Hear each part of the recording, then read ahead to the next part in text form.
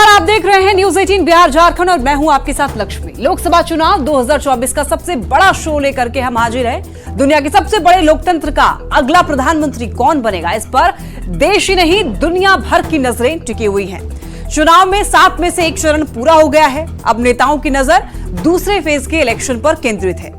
कांग्रेस के मैनिफेस्टो पर पीएम मोदी के हमले के बाद सियासत की आग सुलग चुकी है, तो बिहार में पूर्णिया सीट पर तेजस्वी और पप्पू यादव के बीच सियासी संग्राम छिड़ा हुआ है। नजर तमाम खबरों पर दौड़ाएंगे, पर शुरुआत सबसे पहले आज की सबसे बड़ी चुनावी खबर से कर लेते हैं।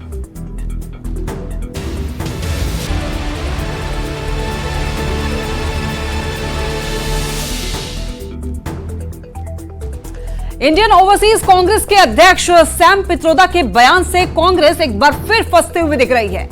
सैम पित्रोदा पीएम मोदी के संपत्ति वाले बयान पर स्थिति साफ करने आए थे, लेकिन विरासत टैक्स को लेकर के कुछ ऐसा बोल गए कि कांग्रेस को बैकफुट पर जाना पड़ा और बीजेपी अब हमलावर है। If somebody is worth 10 billion and he dies, his children get 10 billion. Public get nothing. Congress के मैनिफेस्टो में पीएम मोदी ने संपत्ति बंटवारे के जिस पॉइंट को पकड़ा, उसी पॉइंट पर इंडियन ओवरसीज कांग्रेस के अध्यक्ष सैम पित्रोदा ने ऐसा बयान दिया कि सियासी गलियारों में बवाल मच गया। सबसे पहले सुनाते हैं कि आखिर सैम पित्रोदा ने क्या कहा। There is an inheritance tax. So if let's say one has $100 million worth of wealth, and when he dies, he can only transfer probably 45% to his children. 55% is grabbed by government.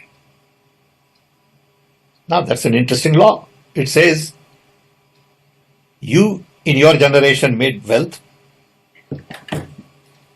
You are leaving now. You must leave your wealth for public. Not all of it, half of it. Which to me sounds fair. In India you don't have that.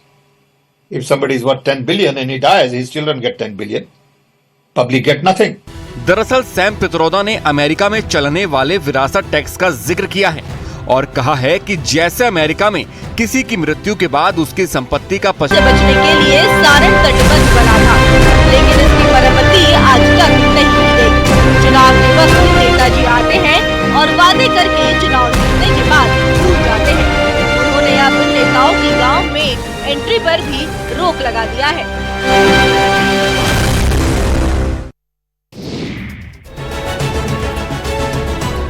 Lok Sabha चुनाव में मतदाताओं को जागरूक करने के लिए सफाई कर्मियों की मदद ली जा रही है, ताकि वोटिंग प्रतिशत को बढ़ाया जा सके। तस्वीरें सीतामढ़ी की है। यहाँ नगर निगम के सफाई कर्मी कचरा उठाने वाली गाड़ियों के जरिए लोगों को जागरूक कर रहे हैं। सीतामढ़ी के डीएम ने इसकी शुरुआत की है। सफाई कर्मियों की गाड़ियों पर मतदाता जागरूकता का संदेश अब गली गली गूंजेगा, जिसके बाद ज्यादा से ज्यादा लोग अपने वोट का इस्तेमाल कर सकेंगे।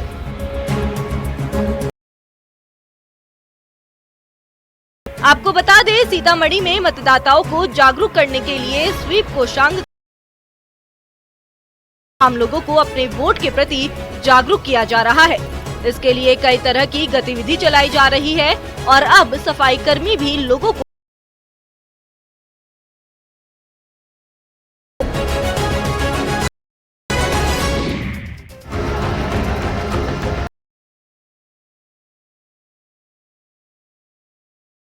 होकर जल गई। घटना स्टेशन रोड के पास की है। जिस कार में आग लगी वो बिहार पुलिस मेंस एसोसिएशन के संयुक्त महामंत्री की थी।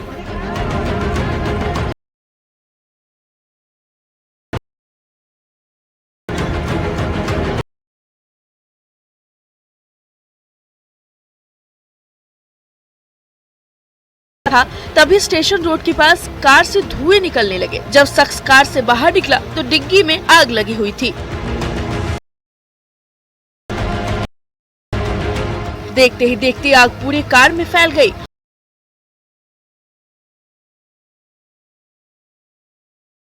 ऐसी आशंका जताई जा रही है कि शॉर्ट सर्किट के कारण कार में आग लगी। सूचना मिलने के बाद दमकल की 3 गाड़ी मौके पर पहुंची। को नुकसान नहीं पहुंचा है।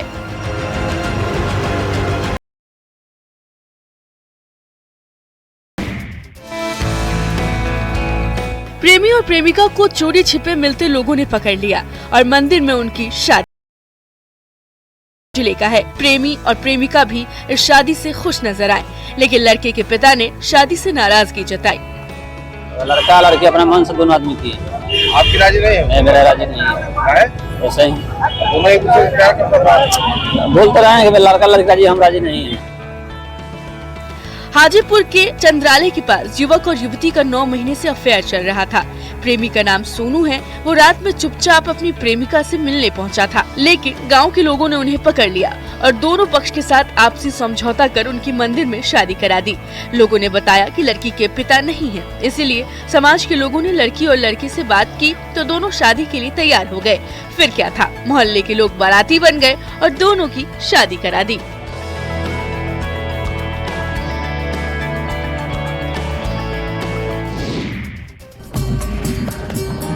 पीली साड़ी में महिलाएं और पीला कुर्ता पहने ये पुरुष, ये सभी श्रद्धालु कलश यात्रा में शामिल होने जा रहे हैं। तस्वीरें औरंगाबाद के धोबडीहा की है, जहां लक्ष्मी नारायण महायज्ञ हो रहा है। ये यज्ञ 5 दिन तक चलेगा। श्रद्धालुओं ने विशाल शोभा यात्रा निकालकर यज्ञ की शुरुआत की। उनके हाथों में भगवा रंग के झंडे भी नजर आए। शोभा यात्रा के दौरान श्रद्धालुओं के जयकारे से पूरा इलाका गूंज उठा। इस यात्रा में रथ के साथ साथ ढोल नगाड़े भी शामिल किए गए थे। माथे पर कलश लिए इन महिलाओं का उत्साह देखते ही बनता है। महिलाओं के साथ साथ पुरुषों और बच्चों ने भी यात्रा में बढ़ चढ़कर हिस्सा लिया। नारायणाचार्य स्वामी जी महाराज की देखरेख में शिव परिवार और हनुमान जी की प्रतिमा के प्राण प्रतिष्ठा को लेकर यज्ञ कराया जा रहा है। तेज धूप के बीच श्रद्धालुओं ने माथे पर कलश रखकर लंबी दूरी तय की। आपको बता दें, विशाल भंडारे के बाद ये यज्ञ खत्म किया जाएगा।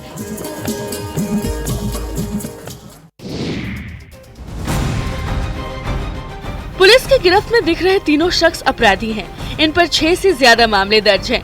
आरोप है कि अपराधियों ने महुआ थाना क्षेत्र में हुए डकैती कांड में भी इनका हाथ था।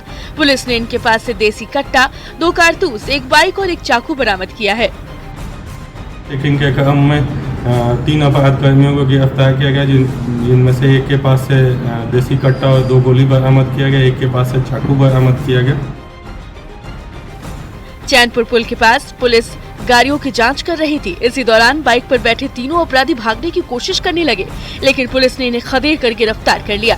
एसपी ने बताया कि लोकसभा चुनाव को लेकर पुलिस लगातार एक्टिव है। इन अपराधियों को वाहन जांच के दौरान गिरफ्तार किया गया है। एसपी ने बताया कि गिरफ्तार पंकज ने महुआ थाना क्षेत्र में हुए डकैती कांड में भी अपनी संलिप्तता स्वीकार की है। फिलहाल तीनों बाकी चारों सीट जेडीयू के खाते में आई थी।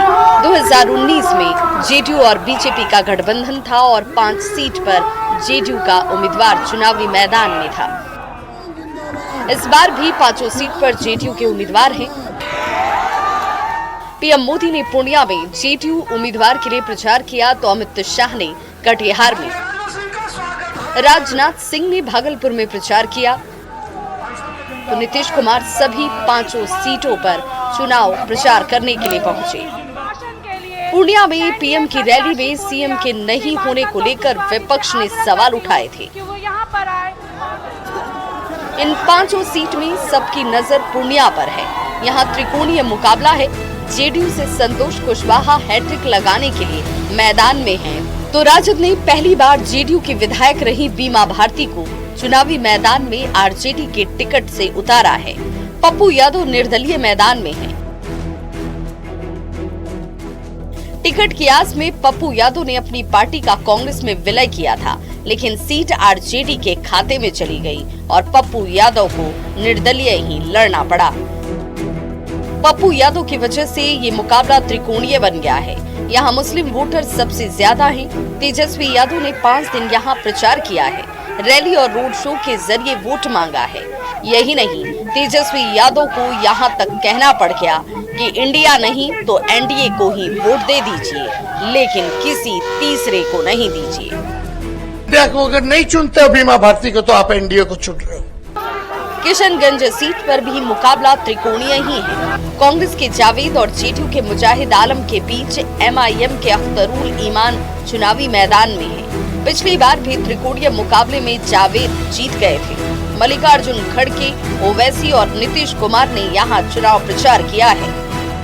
कटिहार में कांग्रेस के तारिक अनवर और जेडीयू के दुलाल चंद गोस्वामी के बीच चुनावी मुकाबला है। दोनों पुराने प्रतिद्वंदी हैं। भागलपुर में कांग्रेस के अजीत शर्मा इस बार जेडीयू के अजय मंडल को चुनौती दे रहे हैं। अजीत शर्मा भूमिहार जाति से आते हैं। अभिनेत्री नेहा शर्मा के पिता हैं। राहुल गांधी ने यहाँ रैली भी की थी। बांका इस बार चुनाव में ज्यादा चर्चे में नहीं आया।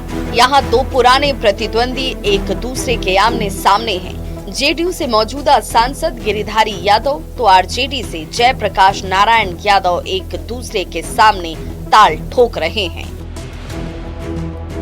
बिहार में ऐसी कुछ ही सीट है जहां दोनों तरफ से एक ही जाति के उम्मीदवार हों। उनमें बांका भी एक है। 26 अप्रैल को इन 5 सीटों पर जनता का आशीर्वाद किसे मिलता है, ये 4 जून को पता चलेगा जब चुनाव के नतीजे सामने आएंगे।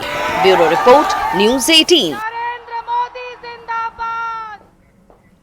चलिए, शो के इस सेगमेंट में अब देखते हैं बयान बवाली, नेताओं के वैसे बयान जिन पर मच गया है सियासी घमासान।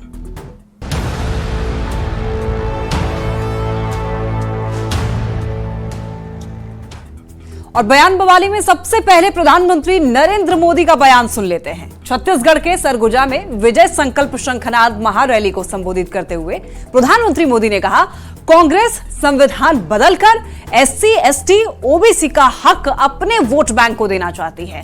कांग्रेस के इरादे नेक नहीं है। कांग्रेस संविधान बदलकर एससी, एसटी, ओबीसी का हक अपने वोट बैंक को देना चाहती है। भाई और बहनों, ये सिर्फ आपके आरक्षण को ही लूटना नहीं चाहते, उनके तो और बहुत कारनामे हैं। एआईएमआईएम प्रमुख असदुद्दीन ओवैसी ने कहा, पीएम मोदी की एक ही गारंटी है, मुसलमानों से नफरत की गारंटी। वो 2002 से यही कर रहे हैं और इस तरह से मुसलमानों को रुस्वा करना, इस तरह नफरत करना, अगर कल को देश में दंगा हो जाए तो जिम्मेदारी नरेंद्र मोदी की होगी।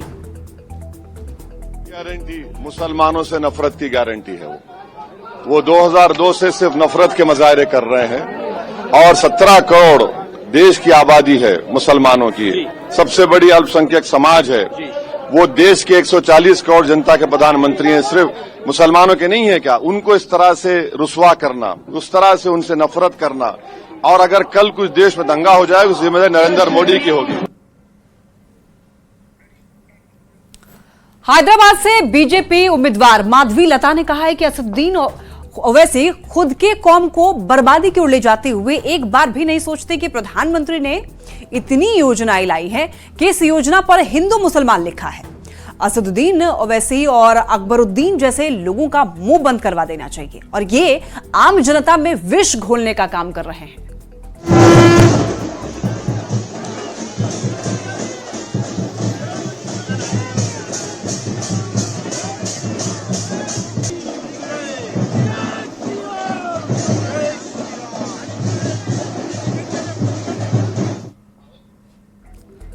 प्रधानमंत्री के इस सेगमेंट में देखते हैं ऐसी तस्वीरें जो सियासत के लिहाज से सोशल मीडिया पर वायरल हो रही हैं।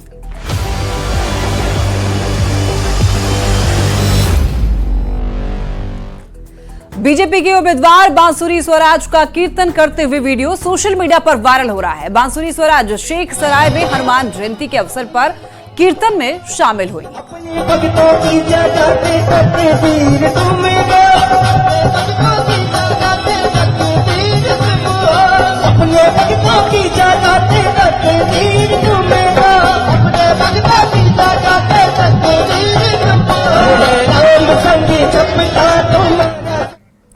और वक्त तो चला एक छोटे से ब्रेक का, जल्द लौटेंगे।